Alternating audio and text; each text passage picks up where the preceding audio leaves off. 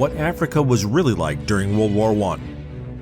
When we think of the Great War, the war to end all wars, we picture trenches in France, soldiers scrambling over the top in Germany, and poppy fields in Belgium. But the first shot fired by a soldier in the British Army was in Africa 3 days after the war was declared.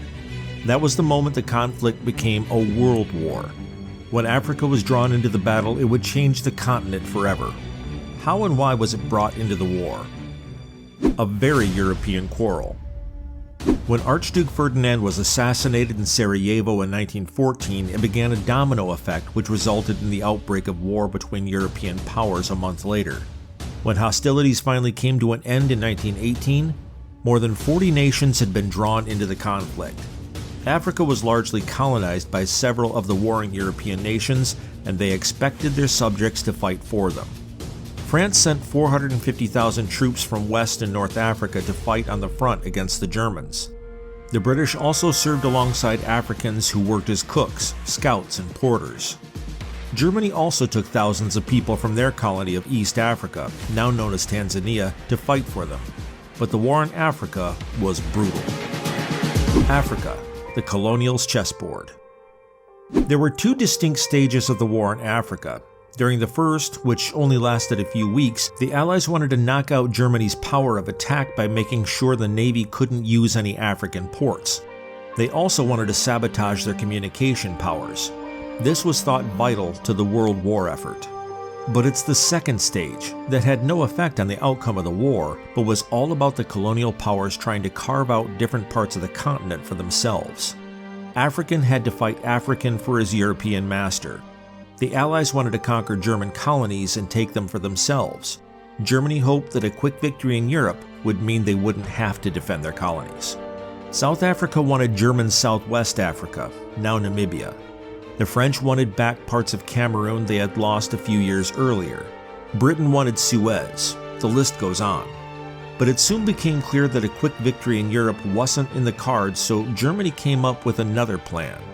Keep the Allied colonial troops busy in Africa so they were not sent to the European front. This was definitely one of their better ideas. Forced to fight.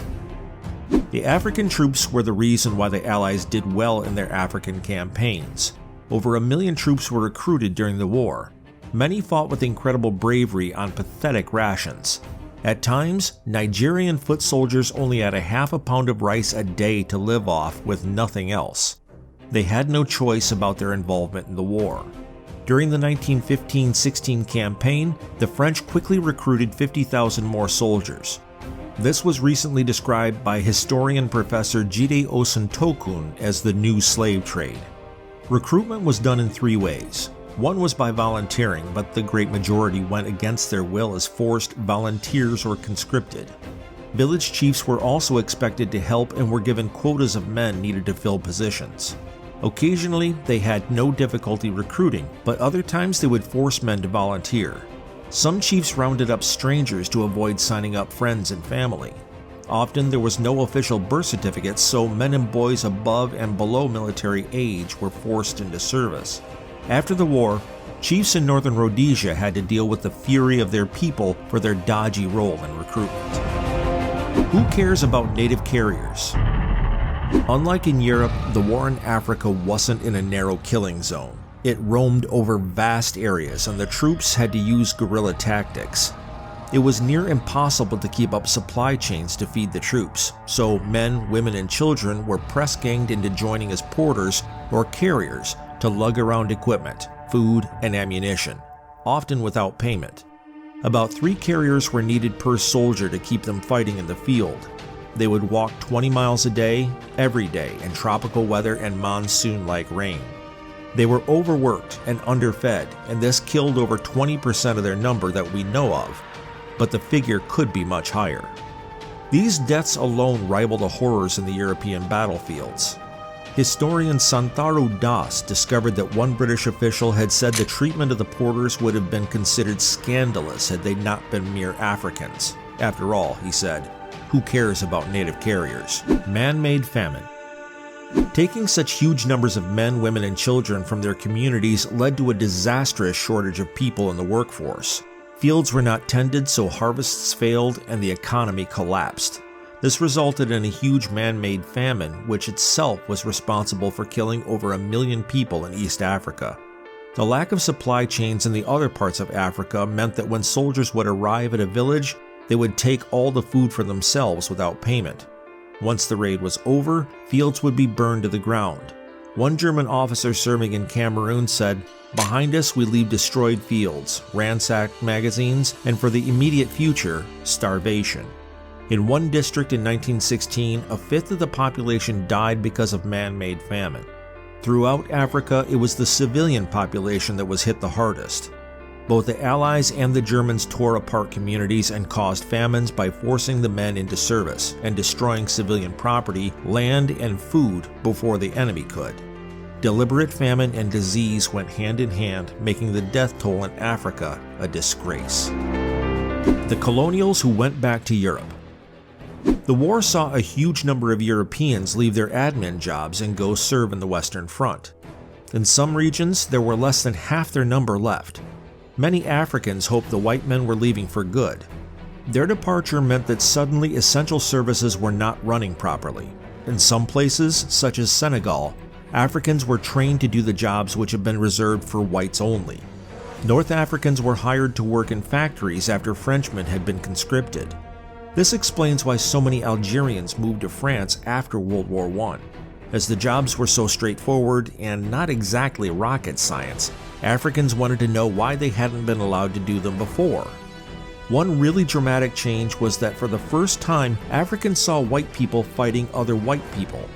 Minoti wa Tirkanu, a carrier from Tanzania, wondered why white men hate each other so much. They look so much like brothers. We ask ourselves, do they fight for land? Or for the power to rule? Or is it because they're all white? Or why? The African challenge to European authority. Seeing Europeans leaving to fight on the front encouraged protests about the European colonial occupation.